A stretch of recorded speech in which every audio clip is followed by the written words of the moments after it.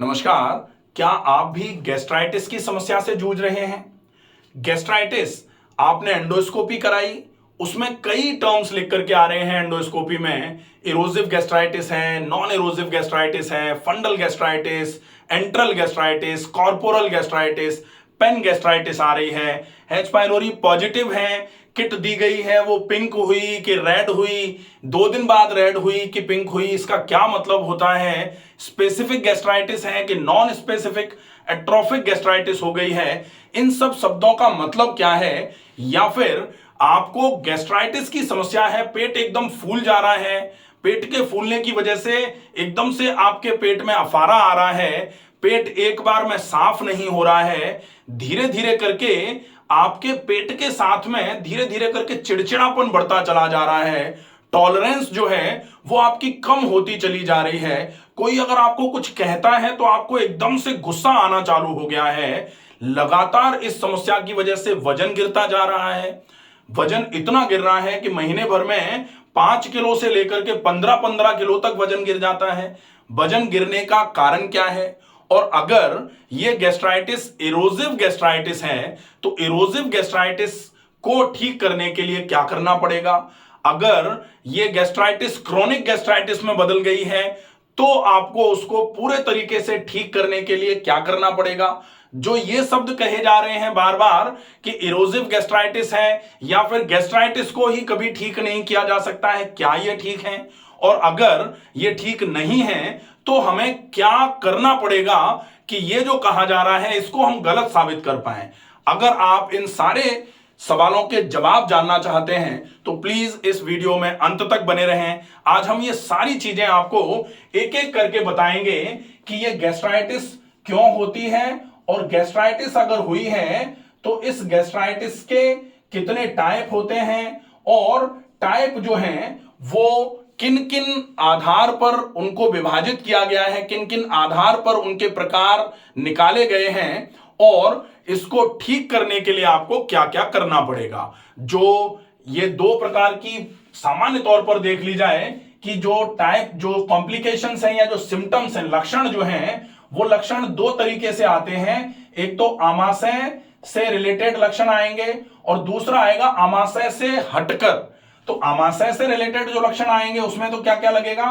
पेट भारी, पेट में दर्द, गैस, एसिडिटी, पेट साफ ना होना, ये सारे ही साफ ना होना, एक बार में पेट साफ ना होना, ये सारे के सारे लक्षण कहां किससे रिलेटेड हैं? ये स्टमक से रिलेटेड हैं। और अगर ये स्टमक से रिलेटेड हैं तो इसको बोला जाता है गैस्ट्रिक गैस्ट्राइटिस। मतलब ये जो लक्षण हैं, सिम्टम्स जो आ रहे हैं गैस्ट्राइटिस के, किससे रिलेटेड आ रहे हैं? स्टमक से रिलेटेड आ रहे हैं, स्टमक से रिलेटेड सारे लक्षण हैं। दूसरे जो टाइप के लक्षण आते हैं वो आते हैं एक्स्ट्रा गैस्ट्रिक। एक्स्ट्रा गैस्ट्रिक का मतलब होता है कि अब ये स्टमक से रिलेटेड नहीं है, स्टमक से रिलेटेड नहीं है लेकिन है स्टमक की वजह से ही। वो लक्षण क्या क्या हैं? उन लक्षणों में लक्षण होते हैं जैसे मूड खराब रहना, एक बड़ा लक्षण, मूड हमेशा ही खराब रहेगा। दूसरा, चिड़चिड़ापन बढ़ जाना, चिड़चिड़ापन का बढ़ना बहुत बढ़ेगा। तीसरा लक्षण रहेगा अनीमिया। अनीमिया मतलब खून की कमी, B12 की कमी, आयरन की कमी, ये सारी चीजें कम होना चालू हो जाएंगी क्योंकि डेफिशिएंसी सिंड्रोम्स, खाना यहां जब इसका काम क्या है? खाने को पाचक रसों के साथ मिलाना, खाने का पाचन करवाना। अब अगर पाचन ही नहीं होगा तो पाचन के बाद यहां से चालू होता है अवशोषण, पाचन के बाद चालू होगा अवशोषण, एब्जॉर्प्शन। अगर ये पाचन ही नहीं होगा तो अवशोषण नहीं होगा, और अवशोषण अगर नहीं हुआ तो फिर आता है एलिमिनेशन, जिसको बोला जाता है निष्कासन। तो निष्कासन मतलब एलिमिनेशन भी नहीं होगा, कब्ज रहना भी चालू हो जाएगी। तो ऐसी कंडीशन में क्या रहेगा कि पेट एक बार में साफ नहीं हो रहा है। ये तो सारे ये हो गए। अब एक्स्ट्रा गैस्ट्रिक में अनीमिया हुआ, ये माल एब्जॉर्प्शन सिंड्रोम्स जितने भी हैं वो हुए। अब कमजोरी, कमजोरी कितनी? कमजोरी इतनी कि थकान रहना चालू हो जाएगी हमेशा ही। काम करने में आपको कतई ऐसा नहीं लगेगा, आपको लगेगा कि हमारा काम कोई और कर दे, हम नहीं करना चाह रहे, या फिर हम करना तो खूब चाहते हैं लेकिन हमसे हो ही नहीं रहा, ऐसी स्थिति भी आती है। तो यह स्थिति, इसके साथ में सबसे बड़ा फैक्टर होता है वजन का कम होना। वजन लगातार कम होता चला जाता है, और वजन के कम होने का भी कारण क्या है? खाना पच नहीं रहा तो अवशोषण नहीं हो रहा, अवशोषण नहीं होगा तो खाना लग नहीं रहा। तो जिसको कहा जाता है सामान्य तौर पे क्या कहते हैं कि खाना पच नहीं रहा, तो कहते नहीं है, कहते हैं खाना लग नहीं रहा। खूब खा रहे हैं लेकिन साहब लगता नहीं है। तो वो कब लगना चालू होगा? जब पाचन चालू होगा। और पाचन कब चालू होगा? जब स्टमक अपने सारे काम अच्छे तरीके से कर रहा होगा। इसका मतलब क्या है? स्टमक की कार्यक्षमता, कार्यक्षमता कैसी होगी? प्रॉपर जब होगी, सही होगी, ठीक होगी। जब ये ठीक होगी तब फिर पाचन चालू होगा। और ये ठीक नहीं है। क्यों? क्योंकि ये जो स्टमक, जिसको गैस्टर बोला जाता है, इस गैस्टर में जब इन्फ्लेमेशन होता है, आइटिस होती है, तो उस इन्फ्लेमेशन में 5 चीजें आती हैं। पहले भी हमने बताया हुआ है। कौन सी है 5 चीजें? इस आमाशय में सूजन आ जाएगी, इस गैस्टर में क्या आएगा, क्योंकि यही गैस्टर है पूरा, तो इसमें क्या क्या आएगा? सूजन, दर्द रहेगा, यहां लालामी रहेगी जो सामान्य तौर पे दिखती नहीं है, लेकिन एंडोस्कोपी, जब यहां से एंडोस्कोप आएगा तो देखेगा कैमरा यहां कि ये वाला हिस्सा लाल है, एंट्रम, या फिर बॉडी लाल है, या फिर ऐसे करके घूम करके ये कैमरा देखेगा कि यहां फंडस लाल है, या देखेगा कि पूरा का पूरा ही लाल हो गया है तो पेनगेस्ट्राइटिस है, तो लालामी। अब इसके बाद फिर गर्मी, और 5वां जो लक्षण है, 1 सूजन, 2 दर्द, तीसरा लालामी, चौथा गर्मी, और 5वां कार्यक्षमता की कमी। अब जब कार्यक्षमता कम हो जाएगी तो इसका काम क्या था? स्टमक का काम क्या था? पाचन। तो पाचन बिगड़ जाएगा, और पाचन बिगड़ गया तो अवशोषण बिगड़ जाएगा, और अवशोषण बिगड़ गया तो खाना लगेगा नहीं। अब आप खाते रहो, लगेगा तो है नहीं, और लगेगा नहीं तो उससे क्या होगा? वजन कम होगा। लगेगा नहीं तो B12 खाई लेकिन B12 लगी नहीं तो कम हो गई। अगर आयरन नहीं पहुंचा तो अनीमिया हो गया। अब पूरा न्यूट्रिशनल डेफिशिएंसीज आई तो कमजोरी लगना चालू हो गई। कमजोरी लगना चालू हुई तो बाल भी झड़ रहे हैं, आंखें कमजोर हो रही हैं, याददाश्त कमजोर हो रही है B12 की कमी की वजह से, या फिर कार्य करने की क्षमता कमजोर पड़ रही है, क्योंकि कमजोरी लगातार बढ़ती जा रही है। और ऐसे समय में अगर इंसान चाहता है कि हम काम नहीं कर पा रहे, थोड़ी देर हमको रिलैक्स छोड़ दो, और फिर अगर उससे कोई बात करी जाए या फिर ऐसे व्यक्ति को समझाने का प्रयास किया जाए तो फिर चिड़चिड़ापन बढ़ना चालू हो जाता है। सामान्य तौर पर फिर इन समस्याओं को एंजाइटी, डिप्रेशन, मैनिया या मैनिक डिप्रेसिव साइकोसिस, इन सब नामों से एकदम से कहना चालू कर दिया जाता है कि ये प्रॉब्लम्स हो गई। हालांकि वो कोई साइकोलॉजिकल प्रॉब्लम नहीं है, ऐसा कोई साइकोलॉजिकल केस नहीं था। केस क्या है? Extra gastric gastritis. Extra gastric gastritis का ही फीचर है वो, जिसको सामान्य तौर पर आईबीएस एक टर्म जो होता है, इरिटेबल बाउल सिंड्रोम, उसमें एक टर्म जोड़ा जाता है गट ब्रेन एक्सेस। तो गट ब्रेन एक्सेस से अगर इसको भी जोड़ दिया जाए तो एक्स्ट्रा गैस्ट्रिक गैस्ट्राइटिस मतलब आमाशय में प्रॉब्लम है, स्टमक में प्रॉब्लम है, उसकी वजह से धीरे धीरे करके हैप्पी हार्मोन्स जो है वो कम निकलना चालू हो जाते हैं, जिसकी वजह से जो आपका जो एकदम से स्ट्रेस का लेवल है वो बढ़ना चालू हो जाता है। और जैसे जैसे स्ट्रेस बढ़ता है तो स्ट्रेस इंड्यूस्ड प्रॉब्लम्स भी आना चालू हो जाती हैं। अब इन प्रॉब्लम्स को आपको करना है खत्म। तो खत्म करने के लिए क्या करना पड़ेगा?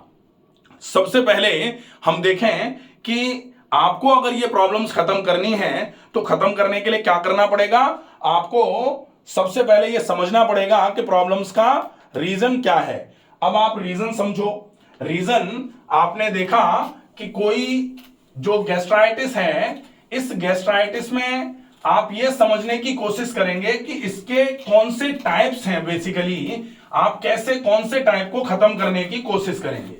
अब सबसे पहला जो टाइप है उसको हम लेते हैं बेस्ड ऑन लोकेशन। तो बेस्ड ऑन लोकेशन अगर हम टाइप देखें तो स्टमक ये है पूरा का पूरा। अब इस स्टमक में इस लोकेशन पर अगर गैस्ट्राइटिस के इन्फ्लेमेशन के चेंजेस आ रहे हैं तो इसको क्या बोला जाता है? फंडस। तो बेस्ड ऑन लोकेशन, सबसे पहले जो टाइप्स हैं वो बेस्ड ऑन लोकेशन, तो बेस्ड ऑन लोकेशन इसमें आपका सबसे पहला गैस्ट्राइटिस कौन सा आएगा? फंडल गैस्ट्राइटिस। मतलब जो इरोजन्स है या नहीं है लेकिन इन्फ्लेमेशन कहां है? फंडस पर है, तो फंडल गैस्ट्राइटिस। दूसरा होता है अगर मान लो इन्फ्लेमेटरी या साइन यहां आ रहे हैं इस जगह पर, तो बोला जाएगा कॉर्पोरल गैस्ट्राइटिस। कॉर्पोरल मतलब कॉर्पस, कॉर्पोरल। अब ये कॉर्पोरल बोला गया, कॉर्पोरल मतलब बॉडी ऑफ स्टमक, ठीक है। इसके बाद तीसरा है एंट्रल गैस्ट्राइटिस। एंट्रल मतलब एंट्रम ऑफ स्टमक। जो पाइलोरस होता है वो पाइलोरस जो है पाइलोरिक एंट्रम और पाइलोरिक कैनाल में डिवाइडेड होता है, तो पाइलोरिक एंट्रम मतलब ये वाला हिस्सा, तो एंट्रल गैस्ट्राइटिस। और या फिर पूरे के पूरे स्टमक में अगर ये आ गई तब बोला जाता है पैन गैस्ट्राइटिस।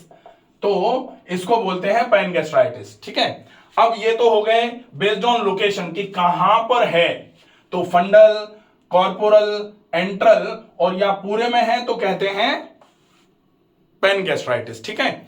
अब दूसरे नंबर पर हम देखेंगे कि गैस्ट्राइटिस का क्लासिफिकेशन या गैस्ट्राइटिस के टाइप्स बेस्ड ऑन इरोजन्स के बेस पर अगर हम टाइप्स को क्लासिफाई करने की कोशिश करेंगे तो दो ही टाइप होते हैं। एक तो होती है नॉन इरोजिव मतलब जहां इरोजन नहीं है, और दूसरा टाइप होता है इरोजिव।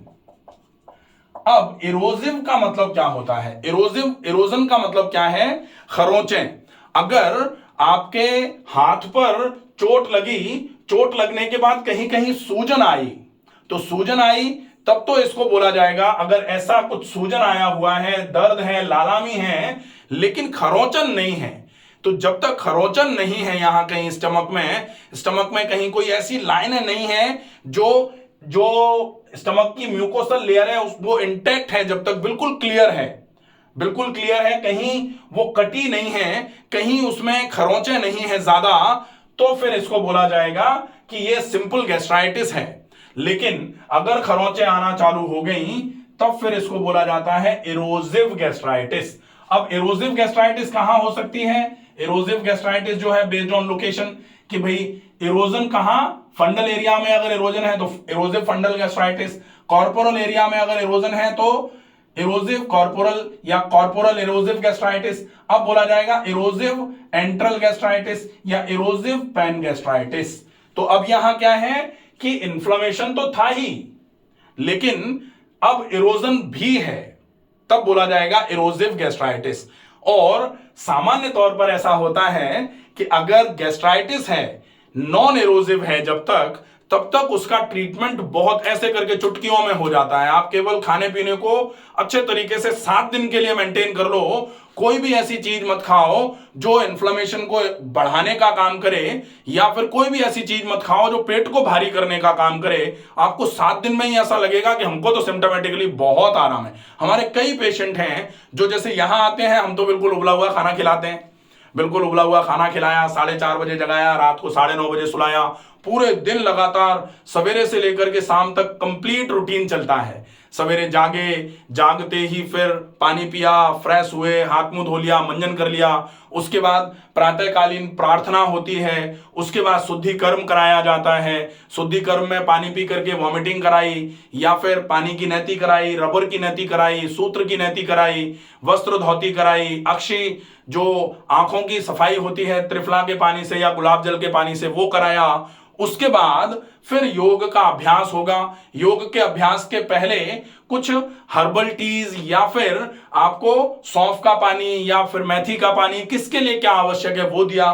उसके बाद योग का अभ्यास किया, प्राणायाम किया, उसके बाद फिर आपको कुछ हर्बल पे फिर से दिया, और उसके बाद सवेरे का इलाज चालू होता है प्राकृतिक चिकित्सा का, जिसमें मिट्टी का इलाज है, पानी का इलाज है, मालिश है, सूर्य चिकित्साएं हैं, या फिर सोना बाथ, स्टीम बाथ, ये सारी चीजें होती हैं। तो डेफिनेटली जिसके लिए जो जरूरी चिकित्सा है वो करते हैं। 5 से 7 दिन में तो इरोजिव गैस्ट्राइटिस अगर नहीं है, ये सिंपल गैस्ट्राइटिस है, तो बहुत अच्छा आराम हो जाता है। अगर इरोजिव गैस्ट्राइटिस है तो फिर इरोजन को ठीक करना जरूरी है। अब इरोसिव गैस्ट्राइटिस आप एक बार ये समझ लो कि क्या होती है। इस तरीके से ये जैसे आमाशय है, अब इस आमाशय के इस हिस्से में इन्फ्लेमेशन तो था, लेकिन यहां पर इस तरीके से कुछ इरोजन भी है।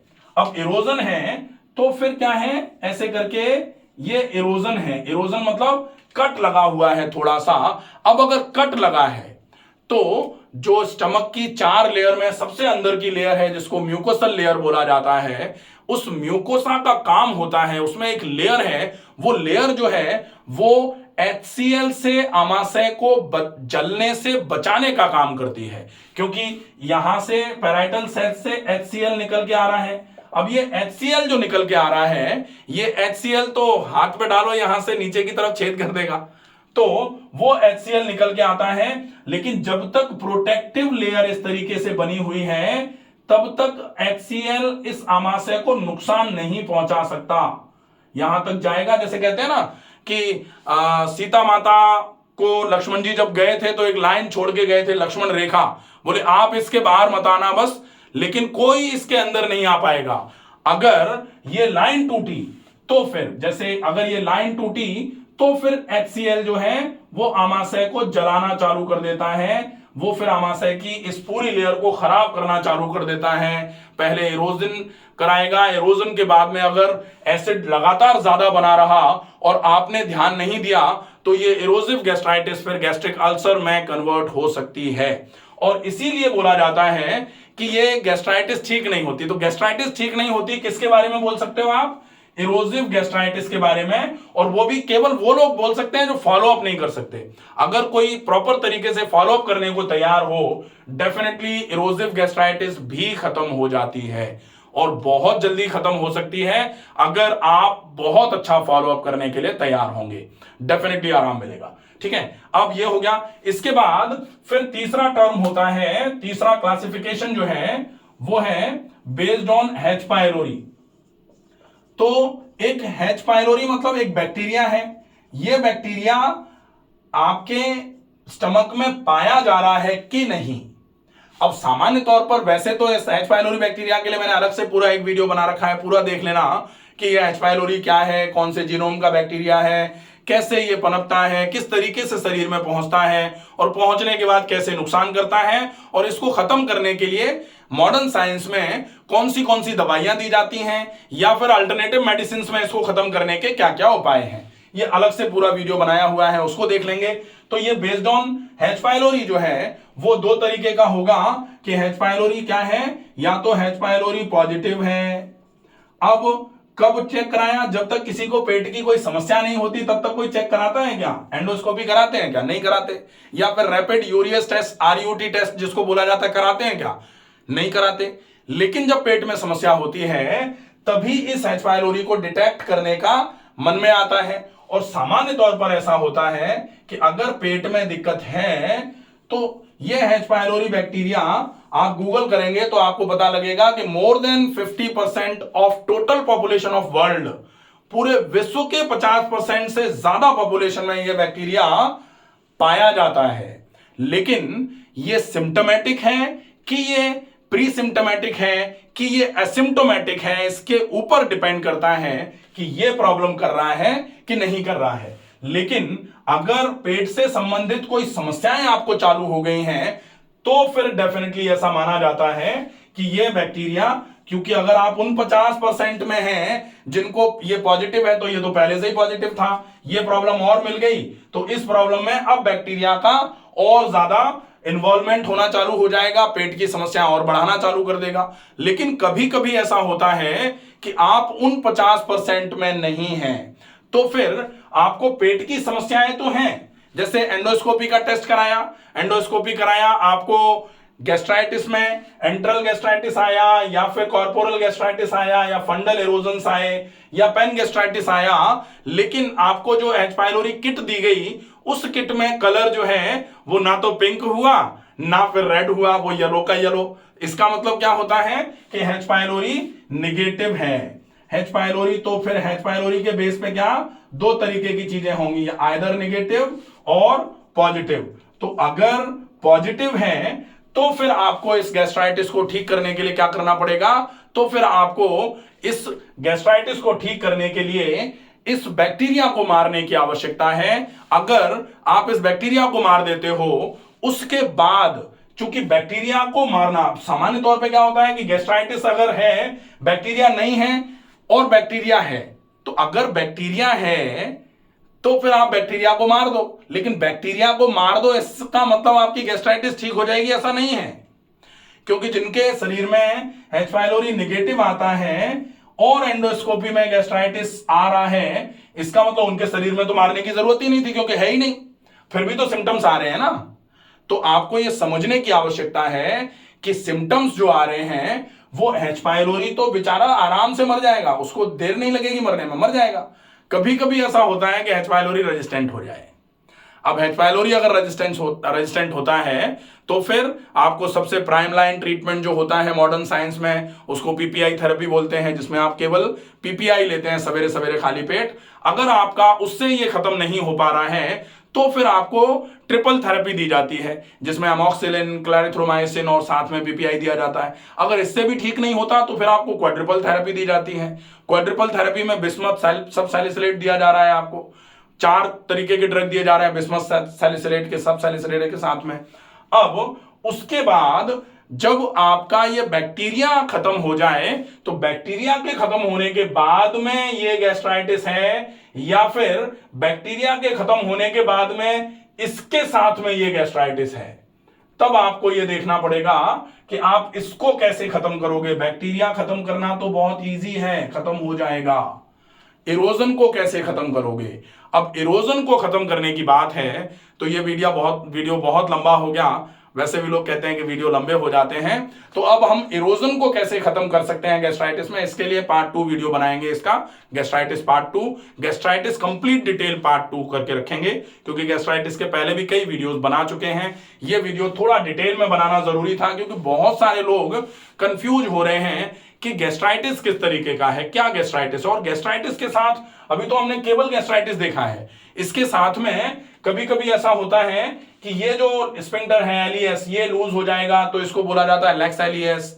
ये इतना लूज हो जाए कि ये जो है जो लोअर एसोफेजियल स्फिंक्टर है, ये यहां से जो आपके इंसिजर्स हैं, ये सामने वाले दांत हैं, यहां से लेके इसकी जो लेंथ है वो 40 सेंटीमीटर रहनी चाहिए। अब अगर ये मान लो ऊपर की तरफ शिफ्ट हो रहा है due to gastric distension, due to heavy gastric distension, तो पेट ऊपर की तरफ शिफ्ट होगा, और एलियस अगर ऊपर की तरफ शिफ्ट होना चालू हो गया, डेफिनेटली ये मान लेना कि आपको हाइटल हर्निया होने के पूरे चांसेस हैं, या फिर आपके पेट में बहुत भयंकर गैस बन रही है। और इसके साथ में जब ये बहुत लूज हो जाता है तो ये गैस्ट्रिक कंटेंट ऊपर की तरफ जाना चालू होती है, ये सारा भी गैस्ट्राइटिस है। इसको क्या बोलोगे? इसको यही एक्स्ट्रा गैस्ट्रिक गैस्ट्राइटिस के सिम्टम्स हैं। ये आमाशय में नहीं है, लेकिन आमाशय के बाहर भी अगर कुछ हो रहा है तो वो भी हो तो इसी की वजह से रहा है। हाइटल हर्निया हुआ, लोग कहते हैं हाइटल हर्निया को ऑपरेशन करा दो आराम हो जाएगा। भाई इसको जब तक ठीक नहीं करोगे, ऑपरेशन करा दो, उससे क्या होगा? कोई मतलब नहीं है। ठीक है, तो ये वीडियो हम पूरा नेक्स्ट वीडियो अलग से बनाएंगे, उसमें हम ये पूरा कंप्लीट एक्स्ट्रा गैस्ट्रिक गैस्ट्राइटिस ले लेंगे और इरोजन को किस तरीके से खत्म करेंगे वो पूरा का पूरा प्लान हम बनाएंगे। तब तक के लिए आप ये वीडियो अगर आपको ऐसा लगे कि बहुत उपयोगी है तो प्लीज इस वीडियो को ज्यादा से ज्यादा लोगों तक शेयर करें। स्वस्थ रहिए, सुरक्षित रहिए। धन्यवाद।